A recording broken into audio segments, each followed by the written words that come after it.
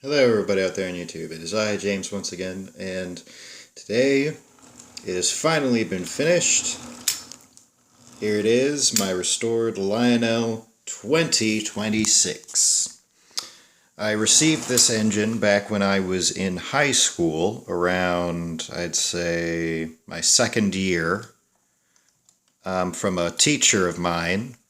Her grandfather used to work on the railroad, and he also owned a bunch of Lionel trains, and she wanted me to restore this train for her family so that her family could enjoy it.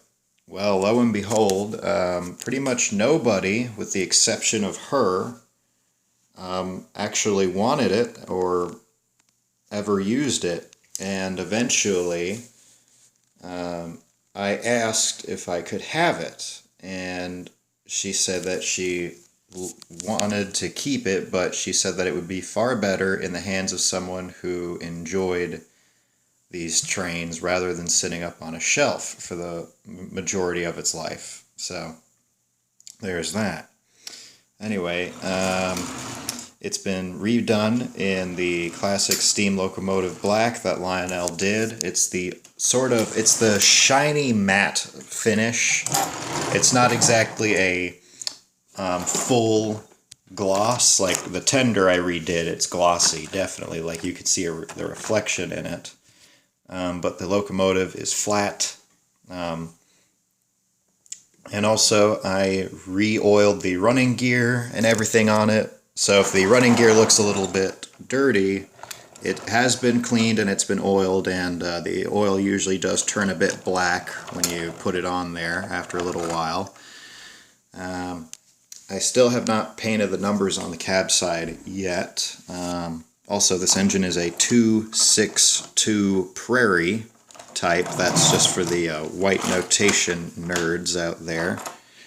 And the tender, I oiled up the whistle inside of it, just 2 little drops, one on each side of the bearings, and it doesn't buzz as much when it goes off. You can hear the whistle a lot more clearly.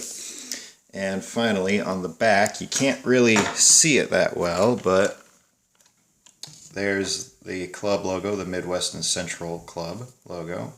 So I'm thinking about putting the number just on the tender, because trying to put that on the engine without a decal is kind of annoyingly small. Oh, and just a better look at the engine's undercarriage right there. This is a post-war one. This is from the, I believe, 1948 through 1950 issue, but I know mine's a 48 model because it has these simple pickups. They're very similar to the one on my 060 switcher, and the wheels are a 2-piece fit, as in there's the die-cast wheel on the center with the rim on the outside, with the flange, I should say, and it has a steel rim on it, a tire, if you will. Unfortunately, the front wheel is a bit loose and is not completely true, and that's mainly due to the puffing mechanism in it. It has a very rudimentary smoke unit in it that I don't necessarily agree with, because if you notice, when it moves around, you'll hear a very noticeable click, clunk inside of it when it moves.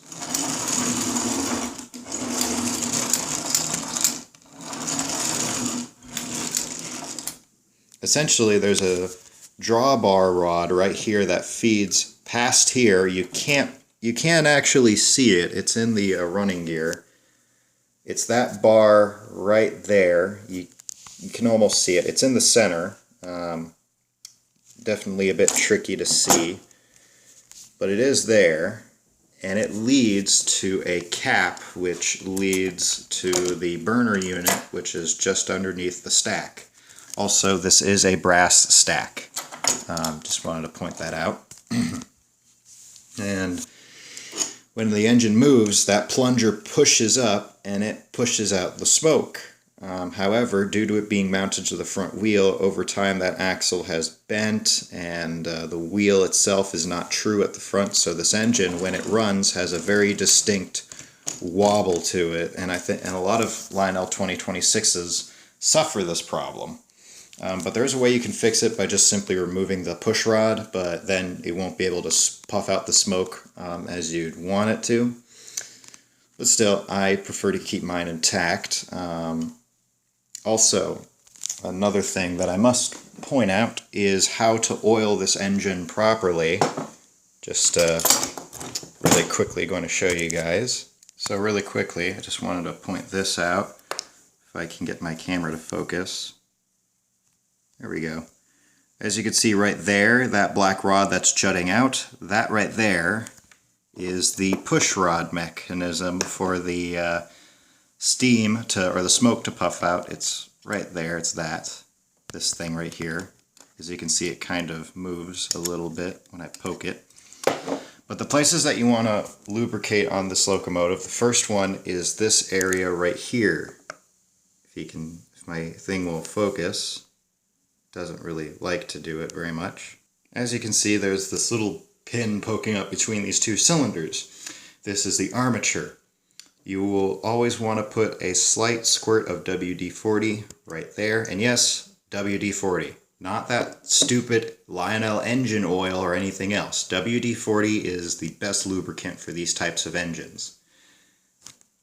So you want to put a little dab of it right there. And then you want to also lubricate the drive rods as well. I know this sounds a bit exaggerative for this type of engine, but you want to oil this point, that right there, tiny bit here, and also a little bit on that one, and definitely on the main link right here, because this is made out of plastic, and over time, because it's dry and it's just rubbing on the inside, it gets really brittle and it'll break. So you want to oil that, and also you want to oil this piece on top of the crosshead, so that way that it doesn't get weared down by the metal bar. And yeah, those are the main places you always want to lubricate this locomotive so that it runs decently. Mine runs incredibly smooth, it just has that little wobble to it, but aside from that, it is a very smooth runner. Oh, and also, as you can see, it still has the Lionel builder's plate visible and everything, so yep. Also, I had to super glue the whistle and the bell in place so that they would not come out whilst the engine was moving. I did consider, as a joke, swapping the places of them, because I just thought that would look nicer, but eventually I placed them back where they are supposed to go.